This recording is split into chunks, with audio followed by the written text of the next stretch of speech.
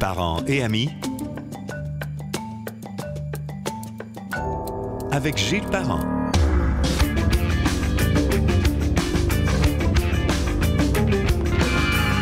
Bienvenue sur Parents et amis. On est heureux de vous savoir là. On vous voit pas, on vous sent. On le sait que vous êtes là. C'est très apprécié. Il y a plusieurs façons de nous écouter sur gilesparent.com. Évidemment aussi sur les applications YouTube, Google Podcast, Spotify, ainsi que Balado de Apple. On a beaucoup de sujets d'actualité récemment, mais l'élection de Bruno Marchand, le nouveau venu de 48 ans sur la scène politique municipale de Québec, en a surpris plus d'un dimanche, pour plusieurs raisons, dans la forme et le fond, alors que Marie-Josée Savard avait été nommée gagnante en début de soirée. Pour analyser la campagne, cette soirée de résultats rocambolesques, c'est un minimum, où Québec a quand même couronné 2 maires en 3 heures. Ça s'est pas vu souvent. Je retrouve le chroniqueur et analyste du Soleil, François Bourque. Salut François. Salut Gilles. Belle entrée en Mathias. Comment ça va? Ça Hey, va. j'ai un flash. On est sûr de faire le bye-bye avec ça, là? Il y a des bonnes chances, hein? Qui vont s'amuser. Écoute, d'abord, juste pour situer l'affaire, t'es journaliste, t'étais où dans la soirée, fameuse soirée du dimanche? J'étais au bon endroit. Ah oui, t'avais... J'étais chez M. Marchand, j'ai passé la soirée-là. Fait que t'as vu les longues faces au début, t'as tout vu, toi? J'ai tout vu. En fait, moi, je m'étais dit avant de partir, t'hésites, le dernier sondage annonce une lutte serrée, tu te dis, je vais où? Ouais. Fait que là, bon, comme c'était pas très loin, les 2 locaux de rassemblement étaient pas très loin. L'Impérial dans le vieux kit, dans Basseville? Oui, c'est la rue Saint-Joseph, dans le cas de Mme Savard, puis le manège militaire, dans le cas de M. Marchand. Quand même. Fait que c'était pas trop loin. Je dis, bon, je vais faire les 2. Fait que par où je commence? Je vais commencer par M. Marchand. Et puis, effectivement, on a été sonné en partant. 8h30, il annonce un gagnant. Voyons déjà, qu'est-ce que c'est? Je pense que tout le monde a sursauté. Ben oui, mais je regardais les chiffres. Il y avait 200 boîtes ouvertes, je pense, sur 1500 ou en tout cas 300, je sais pas trop, quelque chose comme ça. Et même si on n'est pas des experts, François, on sait que les premières boîtes, c'est les votes par anticipation. Et c'était connu. La ville l'avait fait savoir, elle dit, attention, ce qui va sortir au début, c'est le vote par anticipation. Puis c'est quoi, j'ai un chiffre qui n'a pas sorti beaucoup, mais sais-tu quelle est la proportion des gens qui ont voté par anticipation cette année? Presque 1 sur 3. Et baptême. A voté par anticipation. OK. Et ça, évidemment, ça a créé une espèce de distorsion dans le résultat parce que le vote par anticipation, c'est souvent le parti au pouvoir qui a un peu d'avantage. Il y a une organisation plus structurée, tout ça, donc réussit peut-être mieux que d'autres à faire sortir son vote. Et le vote par anticipation, c'est en proportion, il y a plus de personnes âgées que de plus jeunes qui vont voter par anticipation. Et ces gens-là, on les retrouvait plus nombreux dans le camp de Mme Savard qu'ailleurs. Donc, les gens veulent contrôler soit la température, leur façon de faire, pas être pris dans le brouhaha. Donc, c'est ça, ils font d'avance. Okay. Non, et finalement, là, comme il y a eu un taux de participation très faible, il n'y a pas beaucoup de gens qui sont allés voter le jour prévu du vote. Donc, dans les faits, là, on a eu un tiers du vote qui était le vote par anticipation et qui a penché beaucoup pour Mme Savard, beaucoup plus que ce qui était prévu, y compris par Québec fort et fier, qui il savait que Mme Savard serait en avance au vote par anticipation. Mais qu'en même temps, le vote par anticipation, ça n'a pas été inventé l'année passée, là? Mais non, c'est pas. Non, effectivement, en fait, ce qui s'est passé aussi à Québec, il y a 2 éléments qui expliquent la bavure, le raté d'un lundi soir. Il y a cette réalité-là. Bon, le vote par anticipation donc, était très, très, très particulier et on sait qu'il y avait du mouvement qui était amorcé au moment du vote par anticipation. On avait vu par un sondage précédent que M. Marchand avait était en montée. On savait pas si ça allait se perpétuer, mais le sondage qui a paru, un deuxième sondage qui a paru la veille du vote, a confirmé qu'il avait monté. Il était maintenant rendu à égalité, à peu près, avec Mme Savard. Donc, il y a eu beaucoup de mouvements, et de sorte que le vote qui s'est exprimé le 7 novembre a été très différent de celui du vote par anticipation. Mais ça, les machines des réseaux de télé semblent avoir ignoré ça. C'est sûr que cet élément-là que tu viens de mentionner, c'est lui qui fait défaut.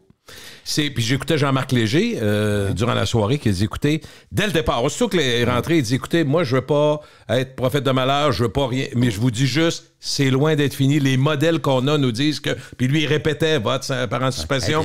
La dernière semaine n'est pas comptée. Puis les modèles d'élection, des multiplicateurs par le nombre de votes, le nombre de boîtes qui existent au fédéral, au provincial et au municipal, sont plus erratiques au municipal parce que du mouvement plus fréquent. Moi, je sais pas dans quelle mesure c'est fin, ces modèles-là, parce que, tu sais, au provincial puis au fédéral, ben, les partis durent plus longtemps, d'habitude, alors qu'au municipal, c'est plus éphémère. Souvent, le parti se construit autour d'une personne, puis quand le leader s'en va, c'est rare que le parti survit bien longtemps. Tu sais, ça finit par se démembrer, puis il en repart un autre sous un autre nom et tout ça.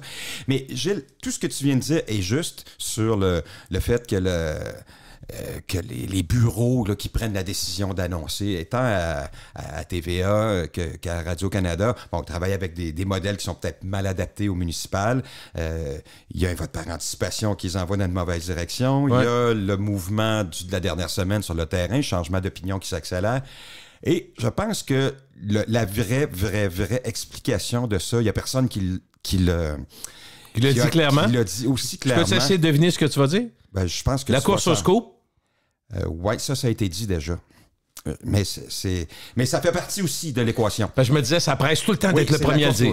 Mais j'ajouterais quelque chose, Gilles. Et ça, là, on va jouer dans quelque chose de délicat, là, mais moi, je pense que ça témoigne d'une espèce de mépris ou d'ignorance des lieux de décision à Montréal par rapport à la réalité de Québec. Je pense que si ces bureaux-là avaient consulté leurs journalistes, avaient consulté les gens qui connaissent le terrain de Québec, les gens de Québec leur auraient dit « Hey, attention, là, elle est pas trop vite. Attention, tout ce dont on vient de parler, c'était connu des gens de Québec qui ont suivi la campagne. Tout le monde avait vu le sondage de la veille qui disait c'est nez à nez et on sentait sur le terrain qu'il y a quelque chose qui bougeait. Et on aurait si on avait consulté les gens de Québec avant d'aller en onde pour dire qu'on s'apprête à annoncer ça, c'est-tu correct pour vous? Il aurait attendu une demi-heure au moins. Moi, je pense que ça aurait peut-être sonné un petit signal d'alarme et de toute évidence, ça n'a pas été fait. Je ne sais pas si ça va faire partie de leur réflexion, de leur post-mortem, mais moi, je pense que c'est un élément majeur qui est un peu le symptôme ou d'un problème qui est peut-être beaucoup plus lourd et le réseau, le fameux réseau. Ça, mais les têtes de réseau qui se soucient peu de Québec. Mais je pense qu'on a eu une belle démonstration des limites de cette façon de fonctionner. Et autre chose, parce que tu parles de médias, mais je le dis en tant qu'observateur, je suis journaliste comme toi tu l'es, mais je suis moins actif, on le sait. Bon, je fais ce que je peux faire puis ce que j'aime faire maintenant, un genre de pseudo-retraite, mais j'ai quand même noté que cet élément-là était majeur puis qu'il n'y avait pas, dans juste Radio-Canada, prenons l'exemple de Radio-Canada, à partir du moment où on retire Mme, mettons vers 9h30, OK, 9h30 du soir, on retire Mme Savard, puis là, on se rend compte que le ton change parce que l'écart se rétrécit de 5, 4, 3, tout ça. Ça a pris à peu près jusqu'à 10h20, 10h30 sur le site de Radio-Canada pour changer la manchette. Il était en temps réel. Il y avait des journalistes, mais c'était tout Montréal surtout. Fait que c'était encore Marie-Josée Savard élue. Puis là, tu allais sur LCN, les autres. Moi, je regardais ce qu'il y avait disponible, comme tout le monde. J'étais sur le site de Radio-Canada en temps réel pour voir les comtés. En fait, pas les comtés, mais les districts, c'est ça. Puis ça, c'était correct. Mais je te parle juste des manchettes. Les manchettes, ça a pris du temps avant qu'on s'ajuste. Je n'ai pas noté les heures. Je pense que TVA a été plus vite que Radio-Canada à reculer et à enlever le crochet. Là. Mais tu sais, Radio-Canada avait été le premier à l'annoncer. Ça veut dire, hey, écoutez, je me suis trompé. Puis ce soir-là, on dit les médias ont leur responsabilité là-dedans. Le mot est faible. Et ce qui est une vérité maintenant, quand on compare tout ça, c'est que le fameux sondage du jour précédent le vote était incroyable. D'une précision... pas chirurgical, mais pas loin. Ben, il nous disait 31-31, puis ça a été 31.3, puis 31.7, puis 32.4, quoi, même pas un point d'écart. Puis compte tenu que la photo a été prise quelques jours avant le vote, tu peux dire, on est pile dessus. Là. Quand c'est arrivé vers 8h30, la nouvelle, nous autres, dans le salon, ça a été, ben voyons donc, la première réaction chez nous, ma blonde et moi. Mais toi, tu as réagi. Est-ce que tu as réagi avec un fond de doute ou tu as dit, ben là, c'est ça, c'est ça? Moi, j'avais des doutes. Moi, j'ai parlé avec des candidats de Québec Fort et Fier qui étaient dans la salle à ce moment-là. Il y avait le visage long, là, j'imagine. Le visage plus long. Il me semble qu'ils ont été vite à annoncer ça. Puis je parlais, un de ces candidats-là était... Lui, j'ai perçu qu'il était presque résigné. Il dit, ben on savait qu'elle était forte dans le vote par anticipation. Puis... J'ai perçu qu'il était résigné, mais moi, je trouvais que Radio-Canada et TVA avaient été très vite. Moi, je voyais les chiffres. On ne savait pas ce qui allait se passer après, mais juste 250 bureaux sur 1500, c'est pas beaucoup. Je reviens sur quelque chose que tu as dit qui est tout à fait vrai, à mon avis. Les gens de la région de Québec, les journalistes, les organisateurs, les partis en place savaient tout ce dont on a parlé depuis le début du balado. OK, on est d'accord avec ça. Alors, comment expliquer qui se gardent pas une retenue avant d'envoyer la chef aller sortir le champagne, sabrer le champagne. Eux autres auraient pu dire, donnons-nous encore 15-20 minutes, juste pour être sûr que ça se confirme. Ouais. Eux autres, en tout cas, mettons qu'on fait, on pourrait passer 15 heures à parler de Montréal, puis le Montréal, la planète, tout ça, ça donne rien, ça a déjà été dit, puis c'est peut-être un élément, moi je suis d'accord avec toi, un élément de distance, puis d'importance. Tu sais, moi j'ai des chums que tu connais bien, qui travaillent à Montréal, puis on dit, écoute, Québec, c'est une région comme les autres pour les réseaux. Là. Bon. Moi, je pense que c'est plus ou moins vrai, mais quand même. Alors, on revient à ceux qui prennent la décision de dire, vas-y, va saluer le monde, va faire... Puis l'acclamation, tout ça. Moi, je pense qu'on aurait dû le retenir s'ils savaient toutes ces choses-là. Ben, c'est sûr qu'avec le recul, on peut dire que c'était une grossière erreur. Et ça montre, en tout cas, la force de la télé, hein, dans les soirées électorales. C'est dans nos gènes, dans notre culture. À partir du moment où Radio-Canada ou TVA annonce la tendance se maintient, ça va être... On tient pour acquis que c'est une information qui est solide et tout ça. Au point, c'est que j'ai senti que ça avait même ébranlé des candidats qui sont mis un peu à douter. Mais je pense que l'autre élément là-dedans aussi, Mme Savard avait dans cette campagne-là un directeur de campagne qui a plein de talent dans l'organisation d'événements sportifs. Hein. C'était Patrice Drouin, un gars de Gestev, qui a fait ses preuves dans l'organisation d'événements internationaux, mais qui est un parfait néophyte en politique.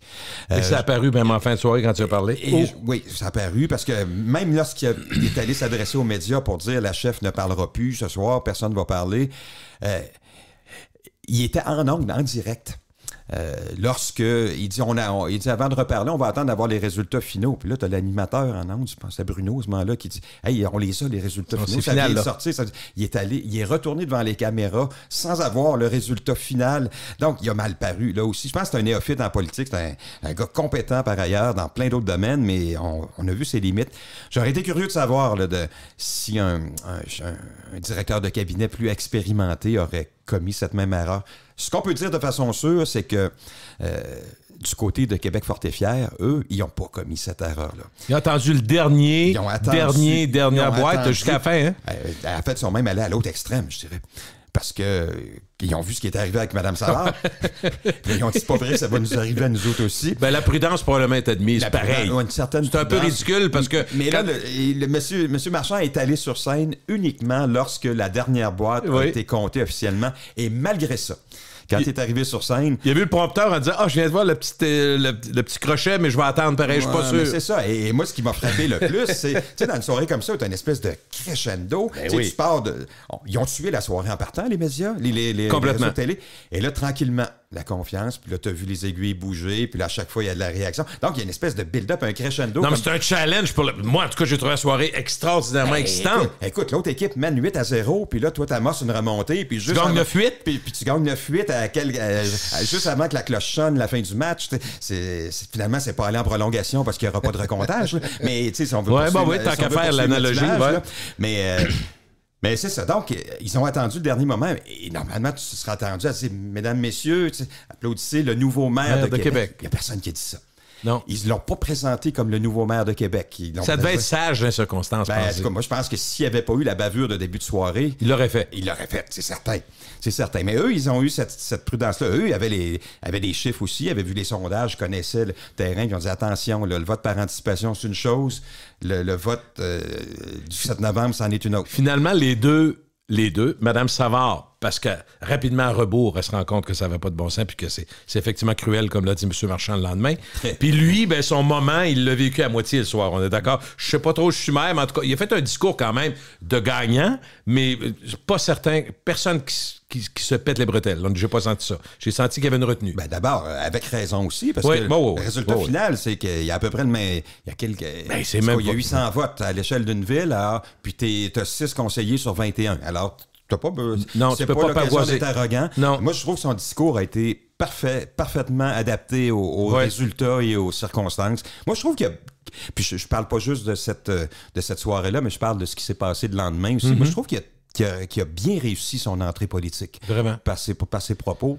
C'est rassurant, puis en même temps, les gens qui le connaissaient pas vont apprendre à le connaître. On remarque que c'est un bon tribun, on remarque que ses idées sont claires, sont dites. On remarque que là, c'est des paroles, puis là, tout le monde va dire, il faut passer de parole aux actes, mais il faut donner le temps aussi. Il faut donner le temps, mais c'est certain que la dynamique de l'hôtel de ville vient de changer de façon radicale parce que c'est une nouvelle personne qui arrive avec une nouvelle vision, mais aussi la structure du vote.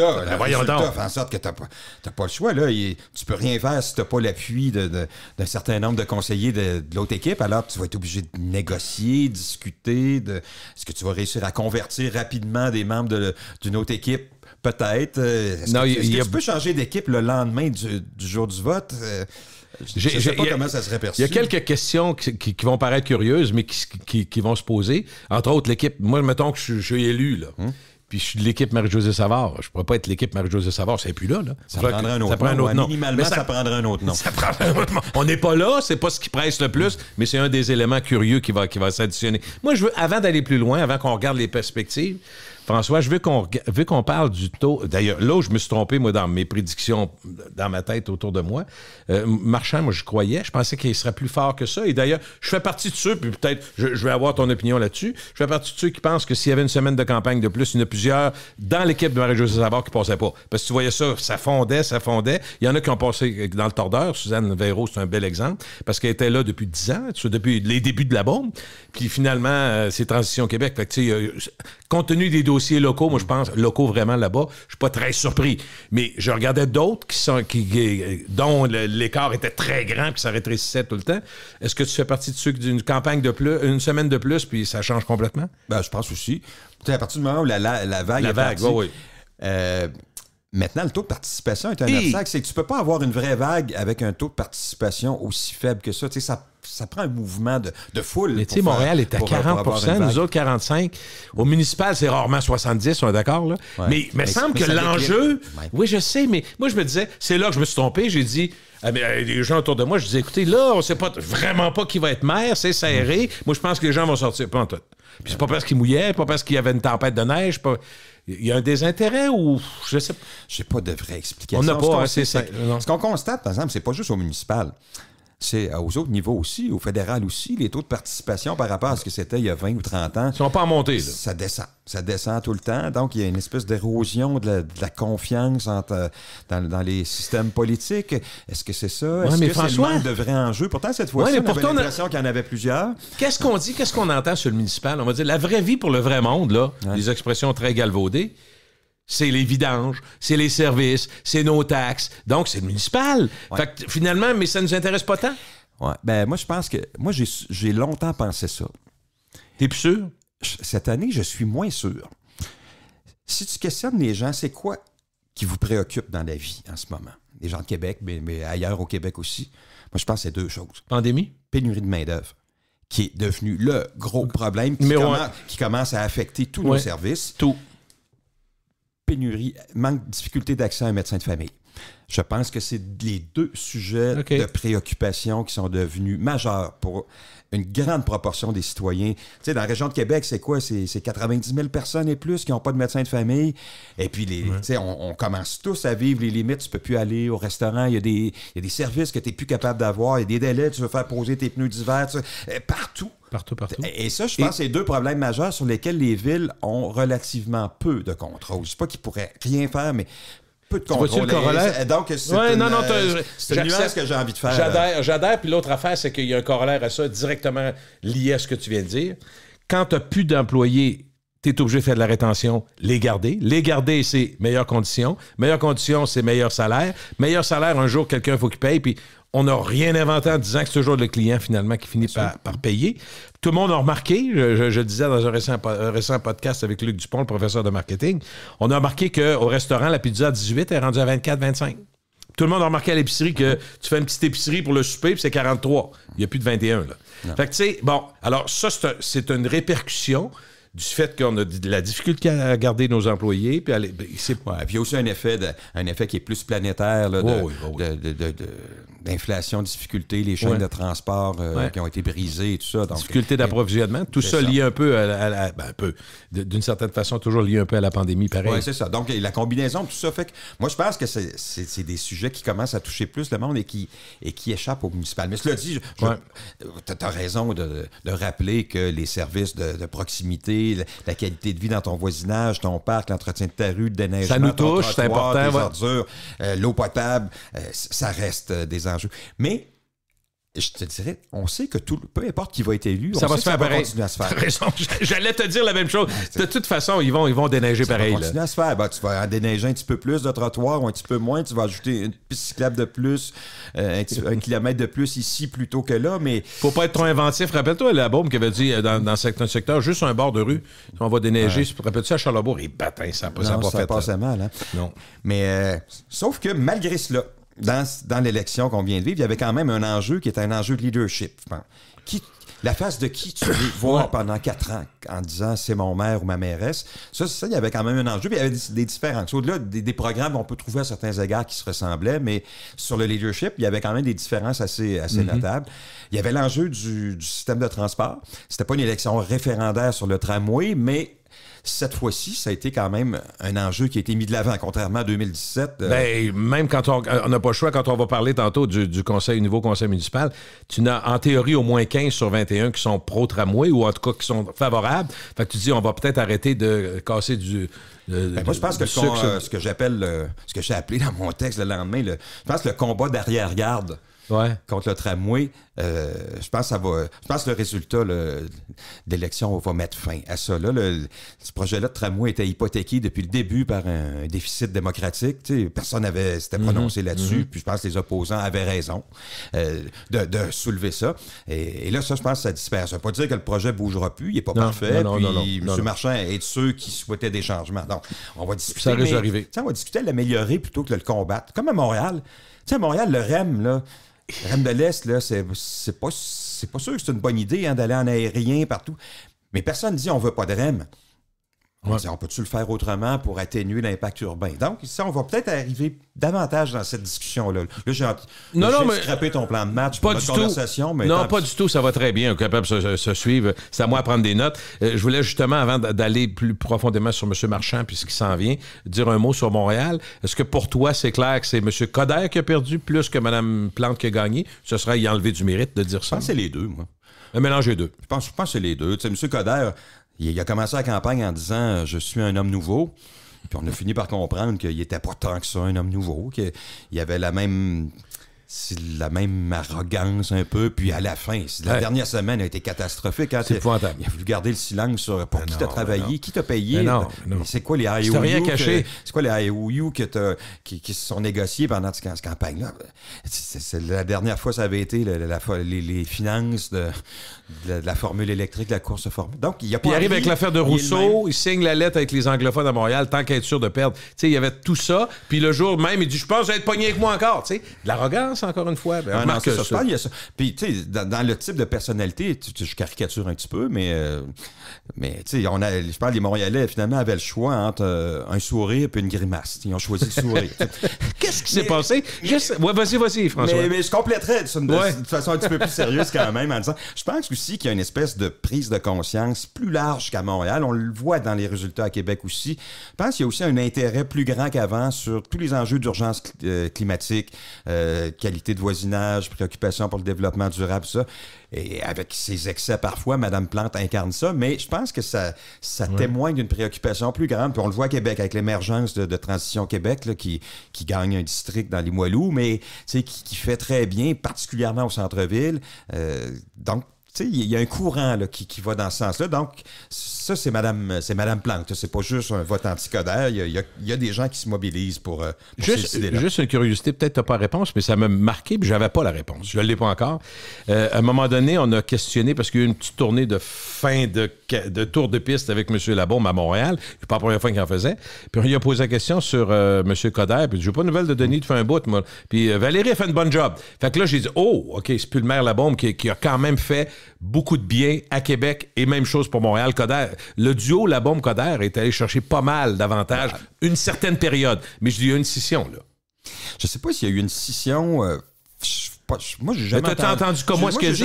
Moi, j'ai jamais oui, j'ai entendu cette remarque-là, mais j'ai pas eu connaissance qu'il y aurait eu une chicane entre M. Coderre et M. Labaume. C'est ça que je voulais dire. Là. Mais c'est effectivement, ils ont créé une force de frappe. Tu sais, c'était nouveau. Traditionnellement, il y avait plutôt des rivalités politiques Québec-Montréal. Et quand est arrivé M. Coderre et M. Labaume, rappelez-vous, il y a eu un accrochage dès le premier jour entre Coderre puis Labaume. Je me rappelle plus du détail, mais c'était concernant un appel qui n'avait pas fonctionné. En tout cas, tu sais, le premier premier contact a été erratique, mais ensuite, ils se sont trouvés, 2 gars, même génération ou à peu près, M. Coder un peu plus jeune, mais avec le même style, un peu fonceur, tout ça, le même ton, un peu crâneur, et ils se sont entendus comme... Avec M. Charest, ça a bien été, eux autres. Ben, c'est ça, mais en fait, ils ont créé un rapport de force municipal à l'endroit du gouvernement Charest qui a fait en sorte que le gouvernement Charest a donné des pouvoirs supplémentaires aux villes. Ça, ils ont fonctionné ensemble. Comme M. Coder est parti, on se demandait comment ça allait tourner, mais finalement, avec Mme Plante, je pense que ça a bien fonctionné aussi. On se souvient que si le projet de tramway, si le financement a été dénoué avec le fédéral, c'est Mme Plante qui a dit... Il ne faut pas l'oublier. Puis je pense, d'ailleurs, M. Labombe s'en est souvenu et dit merci, c'est grâce à elle si ça fonctionne. Moi, je pense qu'on aurait fini par trouver un autre moyen de le financer, mais elle a facilité les choses, puis M. Labombe lui en a été reconnaissant, puis il a dit merci pendant la campagne, alors... OK. On arrive avec notre nouveau maire, M. Marchand, à Québec. Tes premières impressions, est-ce qu'on parle vraiment d'un vent nouveau? C'est une personne nouvelle, c'est sûr qu'il y a une personne nouvelle. Sur les éléments de programme, je pense que c'est dans l'approche.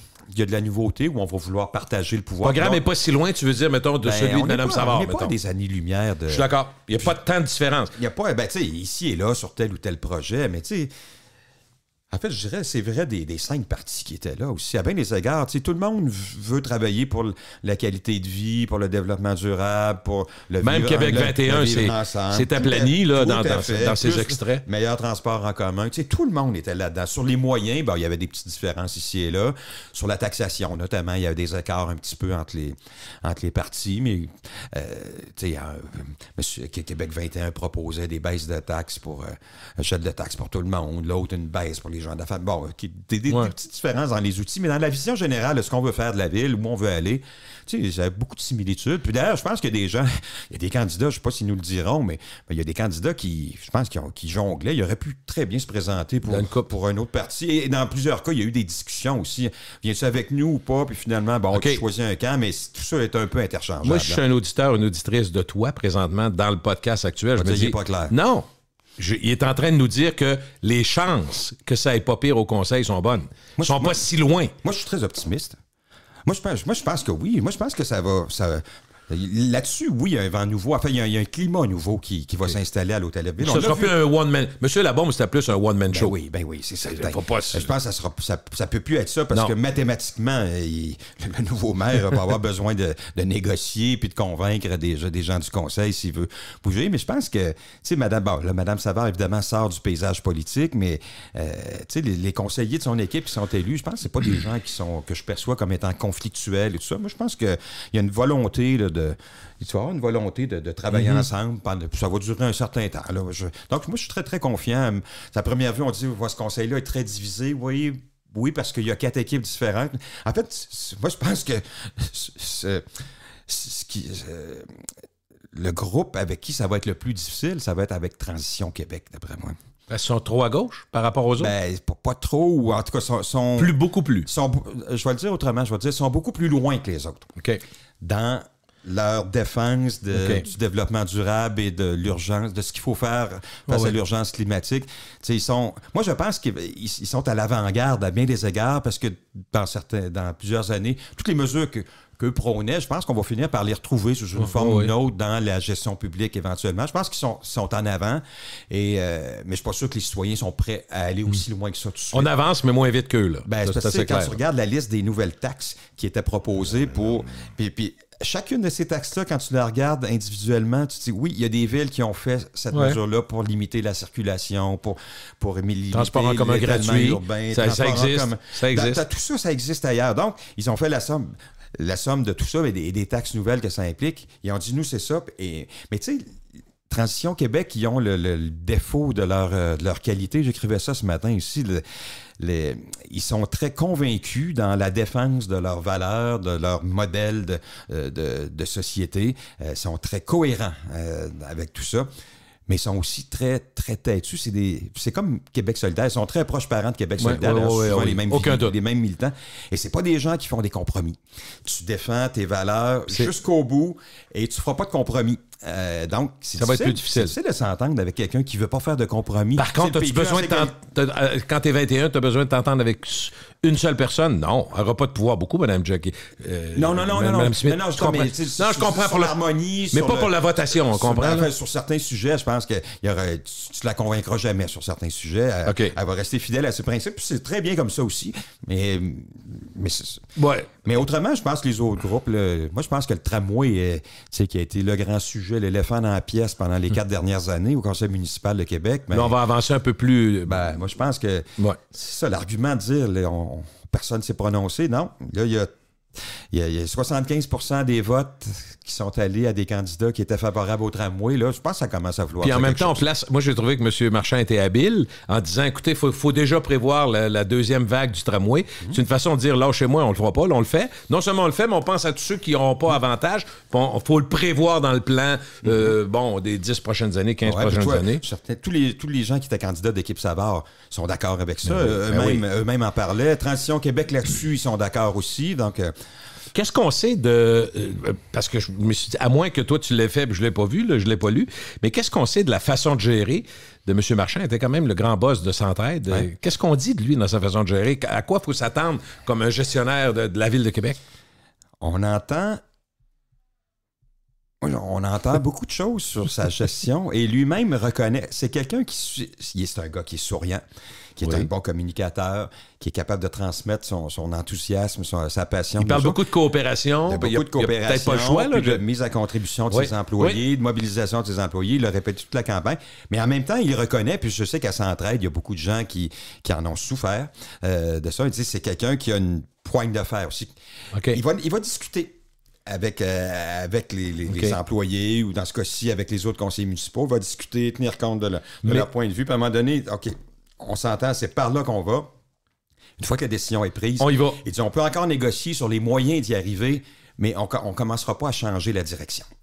Et donc là-dessus, il va être très ferme et il y en a qui sont... Si tu essaies de changer des façons de faire au niveau administratif dans une organisation, bien, tu dis c'est par là qu'on s'en va, puis... Ça peut râler. Ça peut râler, puis il y a des gens qui peuvent en souffrir. Puis moi, dans un portrait de lui que j'ai publié pendant la campagne, un grand portrait, lui-même disait, écoute, ça peut arriver qu'à un moment donné, il y a des gens qui disent, ben écoute, si cette façon-là de fonctionner ne convient pas, ben c'est toujours possible d'aller ailleurs. T'sais.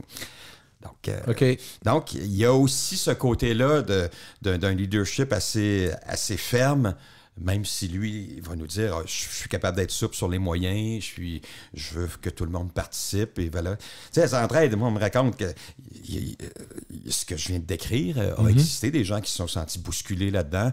Puis il y en a d'autres qui disent j'ai jamais vu un patron comme ça. Il venait à la maison nous porter des cadeaux de Noël chacun. Donc, c'est un personnage, en tout cas, qui est pas ennuyeux. Hein? Je pense c'est sûr qu'il y a un grand vide qui est créé par le départ de M. Labaume au plan de l'image publique. Puis, c'est un personnage. Ben oui, écoute, dans la vie de Québec. C'est un rockstar un bout de temps, parce que c'est un peu ça. Bon, je n'irai pas jusque-là pour l'instant, mais il y a une personnalité assez affirmée. Des 5 candidats, c'était clairement celui qui avait la personnalité la plus colorée. Je ne sais pas c'est quoi le meilleur. Le meilleur tribun, c'est sûr, en tout cas. Oui, meilleur tribun. Oui, c'est ça, la différence était évidente. Encore qu'il y a des moments où ça n'a pas paru. Au débat des chefs, par exemple, à Radio-Canada. Il était plus en retrait, d'ailleurs. Il était très en retrait. Il n'a pas été à son mieux dans ce débat-là. Là. Mais autrement, oui, on l'a vu dans son discours, ne serait-ce que le discours de lundi soir. Est-ce que tu notes au plan sociologique puis au plan de l'évolution de notre société, parce qu'il y a quand même des choses qui changent, dont entre autres la place des femmes à des postes plus importants, tout ça, mais on voit que le monde municipal, si on regarde l'ensemble du Québec, il y a quand même la mouvance sociale vers laquelle on avance, qui est un peu plus à gauche, qui est un peu plus progressiste. Elle se vit beaucoup. Regarde, il va y avoir 12 femmes sur 21 là, au Conseil de ville. Il y avait beaucoup de candidats de Forte et Fier qui étaient des femmes, mais il y en avait aussi dans les autres partis, fait que je ne veux pas faire de différence. Montréal, c'est la même chose, dans plusieurs villes du Québec. Donc, le monde municipal, sans dire qu'ils sont avant-gardistes, ça se passe d'abord là. Est-ce que c'est parce qu'on est rendu là avec le développement? Mais en tout cas, ça va avoir une influence, je pense, pour la façon de faire de la politique et la suite des choses. Oui, je veux pas de véritable explication là, pertinente. Non, mais par contre, ça, mais on fait le constat. C'est ça. On fait le constat, tout à coup, on se retrouve à la tête de beaucoup de grandes villes du Québec, puis ça a failli être le cas à Québec, avec une majorité avec des femmes à la mairie. Puis au conseil municipal, ben ça, à Québec, il y a une majorité de femmes, puis il s'en est fallu de peu. Même pendant 2 heures, il y avait aussi une mairesse à Québec, alors. Ça veut dire que, François, un conseil municipal assez bigarré, minoritaire, dans les faits, avec tout ce qu'on vient de dire depuis tantôt, c'est pas sûr que ça va être l'anarchie, là. Non, ça sera pas l'anarchie. Ça l'anarchie. tend pas ça du tout, hein, c'est ça. Ben non, il y a des modèles. Tu sais, je relevais ce matin dans mon papier, M. Marchand, c'est le 4e maire de suite à Québec qui va vivre en situation de minorité au conseil municipal. Les 3 autres avant lui, M. Labaume, Mme Boucher... Quand ils sont arrivés, tu veux dire? À un moment ou l'autre. Okay, pas toujours au même moment, mais à un moment ou l'autre. Dans le cas de M. Lallier, ça a été son dernier mandat. Dans le cas de Mme Boucher, ben, c'est présenté comme indépendante. C'est sûr qu'elle était minoritaire. M. Labaume, au début, c'était ça. Ben, il est arrivé indépendant, lui aussi, quand il était candidat. Dès 2 ans plus tard, il est arrivé avec l'équipe Labaume. Mais, donc, dans les 2 cas, ils sont arrivés minoritaires. Puis là, c'est le cas aussi de M. Marchand, est minoritaire. Et est-ce qu'on a l'impression que la ville a été une cacophonie à ces époques-là? Non. Mais François, être un chef d'opposition dans une ville, c'est dur d'être élu. Quand tu regardes ça, les chefs d'opposition, c'est rare que tu deviens chef pendant un bout de temps, puis bang, tu deviens maire. Il me semble que c'est toujours des nouveaux maires. En tout cas, c'est peut-être que je ne vais pas assez loin dans l'histoire, là. Mais y a-tu tant que ça, chefs d'opposition qui ont été longtemps puis qui sont arrivés au pouvoir? Pense-y, tu vois, dans les 25-30 dernières années, il n'y en a pas tant.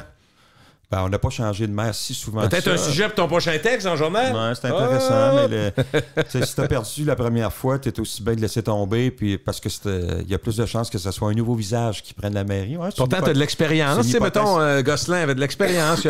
On aurait pu penser que... Oui, c'est une hypothèse intéressante. J'y avais jamais réfléchi sur cet angle-là. Mais moi non plus. Mais pourquoi réfléchir quand c'est pas nécessaire?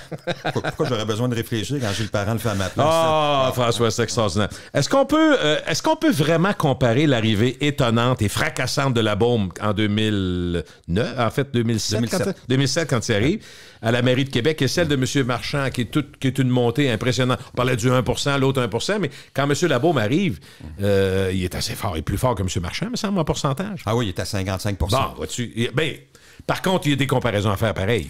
Bien, il y a plusieurs similitudes de contexte là, en 2007 puis aujourd'hui. Là, dans les 2 cas, le trône était vacant. Donc, la course était très ouverte. M. Labaume, qui est un outsider du monde municipal, qui arrive, ça se ressemble. Il part de très loin en termes de notoriété. Je pense que M. Labaume avait 4-5 %. M. Marchand avait 1% l'an dernier. Donc, et les choses se sont précipitées en cours de campagne, dans la deuxième moitié de la campagne, et se sont accélérées dans la dernière semaine. Donc, dans la prise du pouvoir, il y a un certain nombre de similitudes. On peut voir des similitudes de tempérament, je dirais. Là, chacun a sa personnalité, mais dans les 2 cas, on affronte des femmes. À l'époque, c'était Mme Bourgette, Mme Savard, 2 femmes qui sont à la personnalité qui est plus discrète, disons, alors que tu as 2 hommes plus colorés. On peut trouver plusieurs parallèles. Mais vois-tu, M. Marchand vient, mettons qu'on parle de façon plus structurelle, M. Marchand vient du monde caritatif. La Fondation de la prévention du suicide, Centraide. Et M. Labaume, il s'est présenté comme personnalité d'affaires au départ et non pas politicien.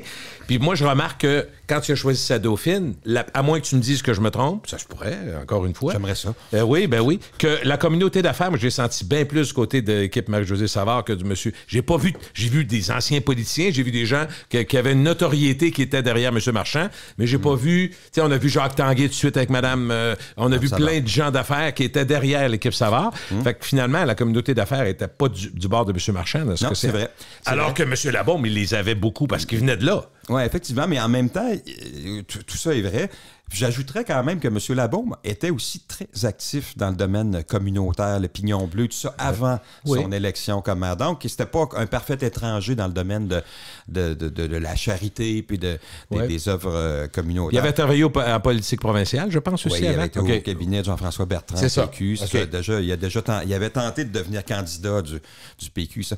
Mais la communauté d'affaires, cette fois-ci, elle était aussi du côté de beaucoup en tout cas des petites entreprises. M. Gosselin. Oui, c'est vrai. Faut être honnête. Quand il a présenté sa liste d'une 60aine d'appuis, l'immense majorité étaient des gens PME, d'affaires que moi, je connais pas, Non. mais c'était des gens d'affaires qui ont souffert des taxes, je pense, puis qui craignent d'être dérangés, je pense, par le tramway. Je pense qu'il y avait beaucoup de ça dans la mobilisation. D'ailleurs, j'ai été surpris, moi, que M. Tanguay, je n'y ai pas parlé là, depuis, mais à ma connaissance, c'est la première fois qu'il prend parti dans une élection. Je l'avais jamais vu ça, moi non plus. En fait, je pense que c'est la première fois qu'il y a une espèce de surenchère en fin de campagne d'aller chercher des appuis. On avait vu ici et là des fois des appuis. On se souvient, M. Labaume, quand il a été élu en 2007, ce qui avait fait, un des éléments qui avait fait la différence, c'est qu'en cours de route, le mari de Mme Boucher l'avait appuyé. Et quand Gilles Lamontagne l'a appuyé, là, on a senti aussi que ça avait donné un élan supplémentaire à sa campagne. Tu me rappelles ça, oui. Alors que c'est pas quelque chose qu'on a revu depuis J'ai ce été temps-là. étonné, moi, récemment, quand j'ai vu ces listes-là dans le journal. Non, c'est nouveau. C'est assez nouveau, ça. Est-ce que les Montréalais, mettons, revenons à ces Montréalais 2 secondes, ou les gens d'ailleurs en province peuvent, dans ce cas-ci, en voyant le côté rocambolesque, pas juste de la soirée, mais de l'élection de M. Marchand qui arrive de nulle part, M. Labaume à l'époque qui arrive de nulle part, est-ce que c'est pas encore une fois la chance de dire le mystère Québec? Est-ce qu'il y a un mystère Québec là? Je sais pas. Là, quand Mme Plante est arrivée, est-ce que... C'est le mystère Montréal. C'était un mystère Montréal.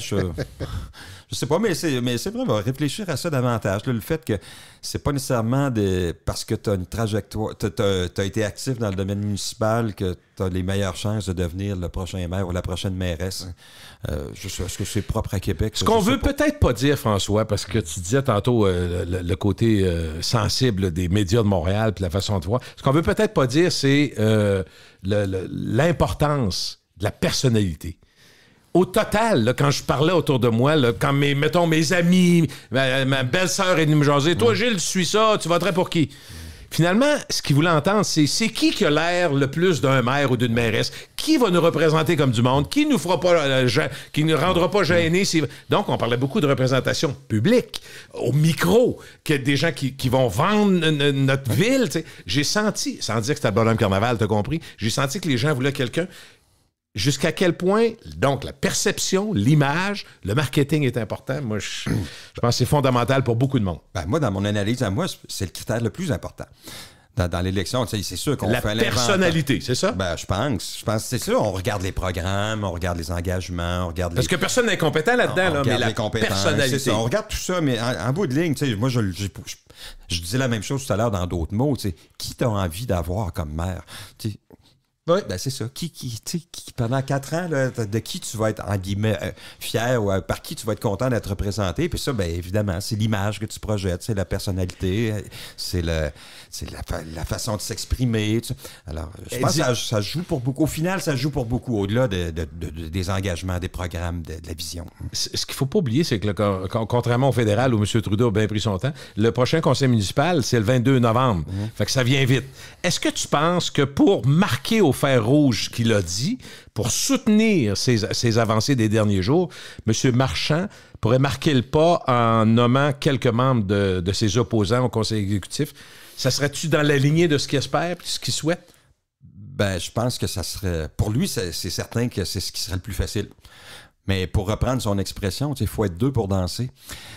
Si tu viens de te faire élire, si tu viens de faire campagne... Il y en a qui voudront peut-être pas ça que tu dis. C'est ça. Qu'est-ce que... Tu viens de te faire élire sous la bannière de, je sais pas, Québec 21 ou Équipe Savard, puis demain matin, on te dit, ben finalement, ça te prend plus de temps avec nous autres. Jusqu'à quel point tu t'en viens avec eux autres? Moi, tu connais plus la politique municipale que moi, tu es beaucoup plus jeune, mais jusqu'à quel point tu comprends mon point? Est-ce que tu es capable d'être libre de tes décisions puis de prendre unique, ou faut que tu sois vraiment de concert avec le maire? C'est là, je pense qu'il va avoir besoin d'un petit peu de temps pour essayer de trouver un modèle qui fonctionne. Okay. Ce matin, je décrivais ça. Un modèle qui a été intéressant à une certaine époque puis qui a permis à Québec de fonctionner, c'est l'arrivée de Jean-Paul Lallier. C'est l'arrivée de Jean-Paul Lallier, mais dans la nouvelle ville fusionnée, tout ça. Il était minoritaire. Alors là, il y avait plusieurs élus de son équipe. Bon, il a puisé là-dedans des membres de son exécutif. Mais pour être capable de faire adapter ses mesures, ses propositions, ses budgets, tout ça, il a besoin de l'appui du conseil. Alors, ils ont créé une structure qui s'appelait l'exécutif élargi. Ça veut dire que tu avais un noyau de membres d'exécutif qui se réunissaient. On pourrait dire au jour le jour les activités. Ils regardaient tous les dossiers. Ben, comme une fois par semaine, comme on le fait encore en ce moment. Donc, on examine les dossiers, on adopte des choses, on en rejette, on se prépare ça.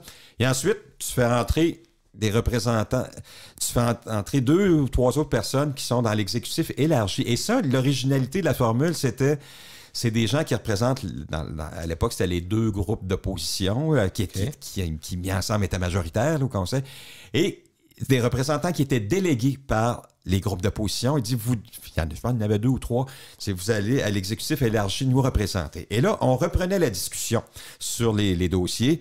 Et là, les gens d'opposition pouvaient dire, ben ça, on n'aime pas ça, on n'est pas d'accord, il faudrait faire telle chose. Et là, il y avait tout un jeu de négociation, de compromis qui se faisait, de sorte qu'au sortir de ça, l'équipe au pouvoir, l'exécutif savait, OK, telle affaire, si on s'entête à faire ça, ça passera pas. Mais si on le fait de telle façon, oui, ça pourrait marcher. De sorte que je pense que l'administration, même si elle était minoritaire, n'a jamais été battue au Conseil parce qu'elle savait d'avance qu'est-ce qui posait problème. C'est un genre de mini-CUQ, dans le fond. Tu sais, une communauté urbaine élargie, là, bon. Oui, mais en tout cas, tu sais, un lieu de discussion où tu es capable de négocier, d'améliorer les projets, tout ça. Et, je parlais ce matin, hier, avec Jacques Jobin, qui était membre de cet exécutif-là au début de la Nouvelle-Ville. Il était le vice-président de l'exécutif de M. Lallier. Il disait, en 16 ans, au conseil municipal, il dit c'est la période que j'ai trouvée la plus intéressante. Parce qu'à chaque jour, il y avait une espèce de challenge de convaincre ou de s'entendre avec des gens de l'opposition. Et donc, ça crée une façon de fonctionner qui n'est pas conflictuelle, contrairement à ce qu'on a vu au cours des dernières années où tout ce qui venait de l'opposition était mauvais. Alors. Est-ce que cette formule-là peut fonctionner? Je ne le sais pas. À l'époque, c'est parce que l'autre enjeu là-dedans aussi, c'est comment tu te partages les dossiers. Dans l'exécutif de M. Labaume, il y a 10 membres. Il y avait 10 membres. Là, tu as 6 élus ça fait 6... Peux-tu descendre ça de 10 à 8, mettons? Donc, oui, on pourrait. Mme Boucher l'avait ramené à 5, je pense. Okay. Mais tu sais, à un moment donné... Mais RTC, c'est incontournable. Puis là, RTC, c'est... t'es d'accord? Non, mais avec le tramway, puis le troisième lien, éventuellement, c'est un gros poste, ça. C'est ça, il faut que tu nommes quelqu'un là. Mais tu sais, si tu nommes juste dans ton équipe, ils sont 6. À Québec Fort et Fier, dont un seul qui a de l'expérience au conseil, c'est Pierre-Luc Par contre, on me dit... Okay, alors, donc, si tu veux mieux partager tes dossiers, est-ce que tu vas essayer d'intégrer dans ton noyau de base des gens d'une autre équipe? Et c'est là que la question de l'allégeance va se poser. Tu viens d'être élu sous la bannière d'Équipe Savard. Est-ce que tu traverses la chambre tout de suite le lendemain pour t'en aller de l'autre côté? Moi, je pense que c'est pas impossible qu'on le voit parce que... Ben, moi, j'aimerais ça. Peut-être pas qu'il y en ait un ou deux. Ben, d'abord, on peut se dire une chose, Gilles, c'est... Équipe Savard, ça n'existera plus. Ça n'existe plus. Ça va être équipe quelque chose. Ça va être équipe ou ça ne sera pas une équipe. Non, mais c'est vrai, tu sais. Mais ça prend un nom, non? Ben, est-ce que le groupe va rester soudé ou il va progressivement se fractionner puis éventuellement disparaître? Puis, de la même façon, il y a des partis qui disparaissent puis il y en a d'autres qui naissent. Là, on a 2 nouveaux partis cette année. OK, ben mettons... Alors, puis il y en a un qui disparaît. Techniquement, mettons, moi, j'ai été élu avec l'équipe Savard. Ouais. Je peux-tu juste embarquer avec Fort et Fier? Ça se fait-tu, ça? Vas-tu faire ça dans un mois? Il n'y a rien qui l'empêche. Ah, c'est ça que je me demandais, parce qu'il y en a peut-être qui vont dire, finalement, on n'a pas grande différence. Il n'y a rien qui l'empêche. C'est sûr, ça peut poser un enjeu de légitimité dans ton district. Hey, on a voté pour toi parce que c'était pour équipe Savard. On a déjà vu ça. Par exemple, des transfuges, ça s'est vu. Mais comme il n'y a pas une collision idéologique si forte que ça, ça rend ça plus perméable. Je pense que ça ne serait pas une hérésie de... C'est pas quelqu'un qui part de Québec solidaire pour aller au Parti conservateur. Ça serait plus surprenant, mais... Mais j'ai entendu, mais moi, là, vraiment, c'est ce qu'on me dit des gens en qui j'ai confiance, mais j'ai pas eu le temps moi-même de me faire une tête. J'ai dit peut-être François a entendu parler.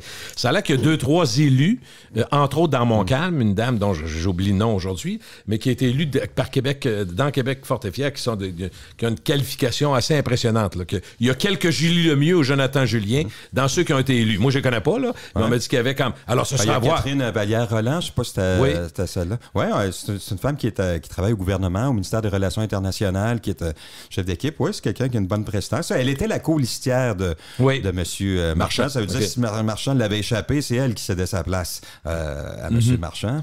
Elle doit être occupée aussi, c'est ça. Élue, mais effectivement, il y a des gens de qualité qui ont été élus. Mais moi, ce que je remarque quand même, c'est qu'il y a une couleur. Les gens qui ont été élus, ils viennent pas de tous les milieux.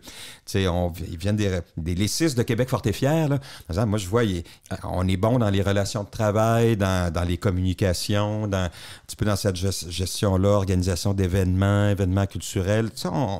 On est assez bien pourvu de ce côté-là. Il n'y a personne qui vient de la communauté d'affaires là-dedans. Tu penses à qui va faire le budget, à qui je confie le budget? Ben, ça saute pas aux yeux. Est-ce Est-ce qu'on va vouloir recruter ailleurs? Je sais pas. Est-ce que... Qui va piloter? Tu sais, des fois, on a quelqu'un qui a un profil plus d'entrepreneur ou d'ingénierie pour, tu sais, on va avoir 4 années et plus de chantier. Travaux et de chantier, ben oui. Je sais pas, le premier réflexe, c'est de dire, on aimerait peut-être ça avoir quelqu'un qui a un peu ce profil-là. On ne le retrouve pas on retrouve pas cette diversité-là parmi les 6 élus de Québec fort et fier. Ça ne veut pas dire qu'ils sont pas compétents, puis des fois, dans des rôles où on les attend pas, des gens se révèlent, puis sont surprenants, tu sais. Alors, pour l'instant, on est en attente parce qu'on connaît pas tout le monde, mais on va le voir au fil du temps, puis c'est la même chose que... Le maire va faire la même chose. Il va s'informer, il va regarder, puis... En fait, il nous a dit, En fait, déjà en partant, il y a un changement d'attitude. Il dit, je veux parler à chacun des membres du conseil qui ont été élus avant de désigner un exécutif. OK. Les connaître, c'est pas fou. Ben, pas fou certain, mais tu sais, le contexte, je pense que un speed dating, 4 minutes.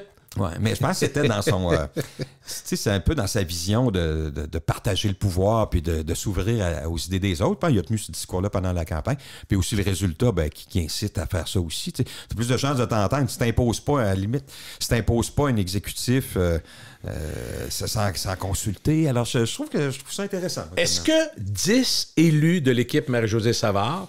C'est quand même pas une mauvaise performance. C'est que dans les circonstances, c'est même très bon. Mm-hmm. Est-ce que pour toi, ça veut dire l'administration Labaume, l'administration de la Ville de Québec, dans l'ensemble, il y a bien des gens de la population qui disent « D'accord, nous, ça va bien. On ne change rien. Ah oui. » Et Mme Savard, elle est victime du fait qu'elle a devant elle, je pense, quelqu'un qui est beaucoup plus fort comme personnalité. Ben, je pense que ça ne parle pas de ses compétences. On revient à l'image puis la façon, la prestance. Ben, moi, je trouve que c'est une bonne explication, ça.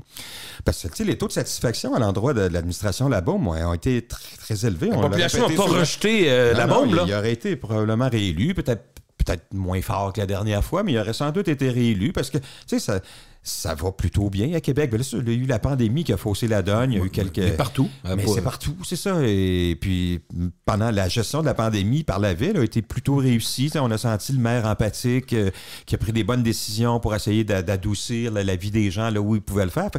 Il y a une satisfaction assez importante, même si tu peux ne pas être d'accord avec chacune des décisions, chacun des projets qu'il a mis de l'avant, mais globalement, les gens étaient contents, donc ça se retrouve au municipal, on a la chance de faire 2X, puis je pense qu'on a vu, là. Ouais. On dit souvent au provincial et au fédéral que les fonctionnaires ont un rôle important, puis c'est eux autres, dans le fond, qui mènent le gouvernement, puis il y a bien des ministres ou des anciens ministres qui ont dit, écoute, moi, je suis arrivé à ce ministère-là, je me rappelle de Marc Bellemare qui avait dit ça, qui voulait faire des changements, puis quand il avait promis des changements, il dit, oublie ça, là. Je suis arrivé, c'est le premier ministre qui décide, puis les fonctionnaires.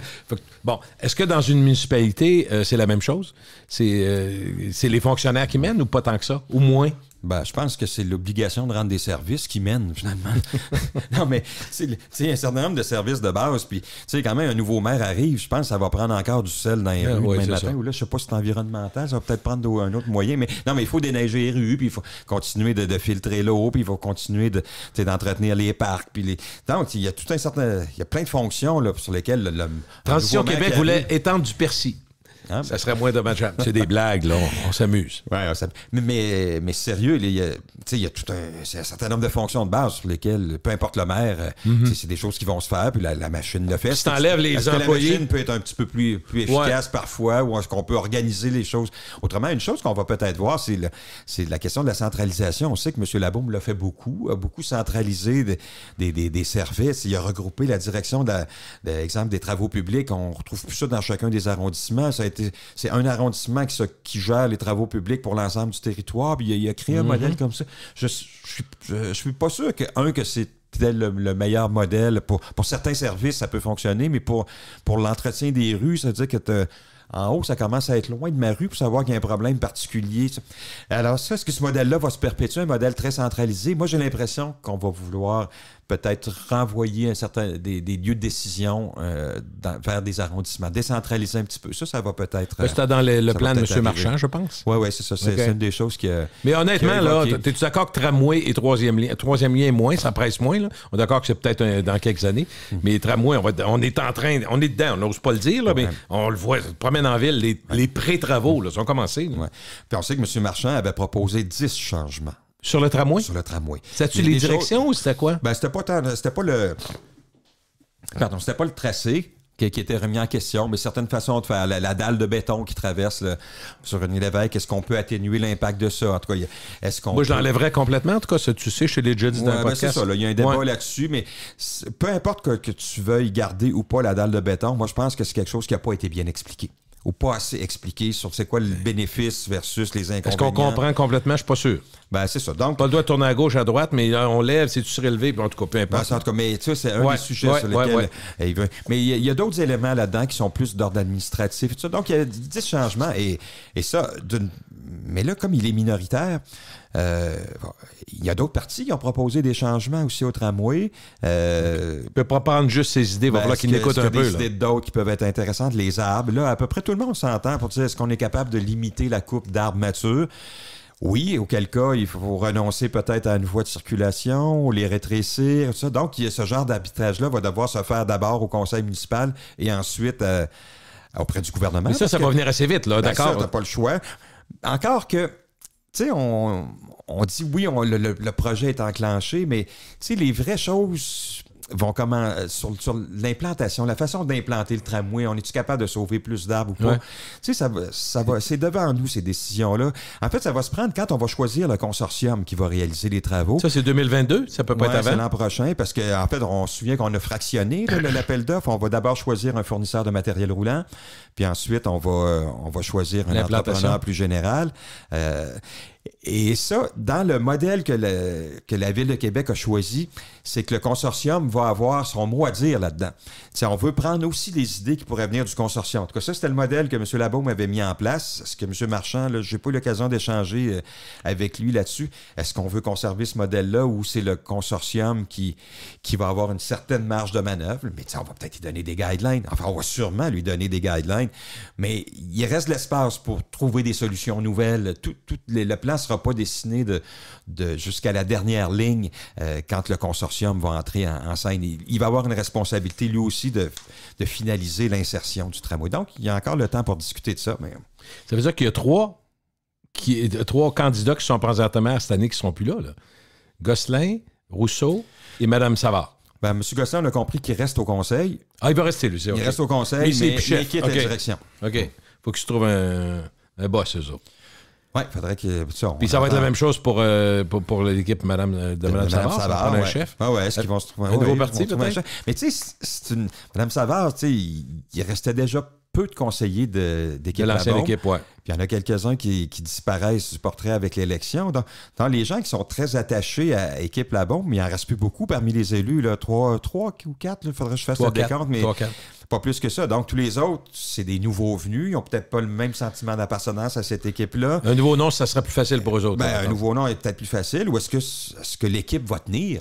Moi, je pense qu'éventuellement, cette équipe-là va s'effriter. Peut-être pas demain matin, mais je pense que... OK, avec le temps? Je pense que oui. Les partis survivent rarement au départ d'un chef. Ils se reforment d'autres choses. Des nouvelles alliances. Québec fort et fier vient de naître de la fusion, du regroupement, toutes sortes de factions politiques et autres. Il y a des choses qui vont changer, puis d'autres qui ne changeront pas beaucoup. Il va falloir le vivre. Merci, François. C'est un plaisir. Salut, François Bouc du Soleil.